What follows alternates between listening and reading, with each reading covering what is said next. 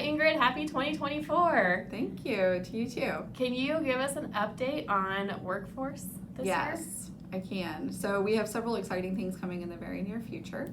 So we did extend all of our agency positions and added a few more. I know that that's not the same as having core staff, but at least we are infusing resources to help. We will be starting in January and February gig nursing, if that's a word you've heard before. If not, it's just sort of like agency nursing, but minus the agency. So it's a 1099 self-employed contractor type employee who's a nurse. So you have to do your own like work requirements, but then you can sign up for sort of work within our entities. That can be by shift, that can be contracts. North and East are the two entities rolling that out, and that will start in 2024. The rate is a little bit lower than our agency nurses, but I think that there are some benefits to that, to the nurse as well, and also to the entity. So that hopefully will be starting as well. MOU is in the process of, or hopefully has hired LPNs, so that'll start on day shift.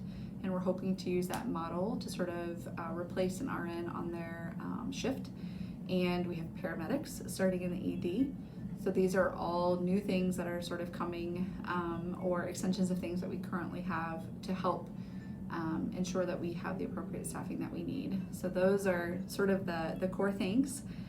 We also did have our weekend work night resource nurse start, Sophia. And I've begun to hear some really positive things about that experience. She is off orientation and, another month in by the time we record and share this out. But I've heard that it's been really helpful to have that extra set of hands, especially on tight nights. Like, she can come and do a variety of different things to help out, check in on those new grads, and make sure that we are, meeting the needs. And she also has helped alleviate a little bit of needs from the house soup, so that they can really focus on other things at the entity level. And they other positions are posted. So again, this position is not going to be pulled into staffing. We're aiming to have 3 every night, and we currently have 2 hired and are aiming to have more. So those are all hopefully things that will help with the workforce to really shore that up on the make things better right now plan. In terms of recruitment strategies, some new things that we have are the red carpet experience.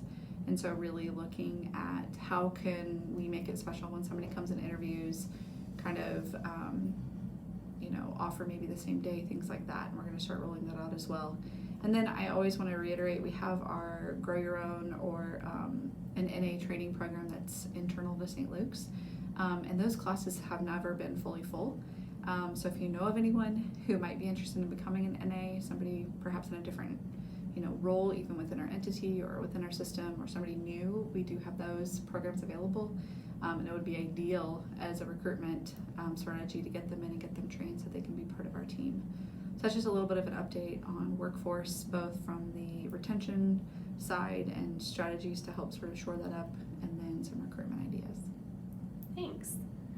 So we know that as of January 1st, we are officially merged with BJC. Do you have any updates for us on that?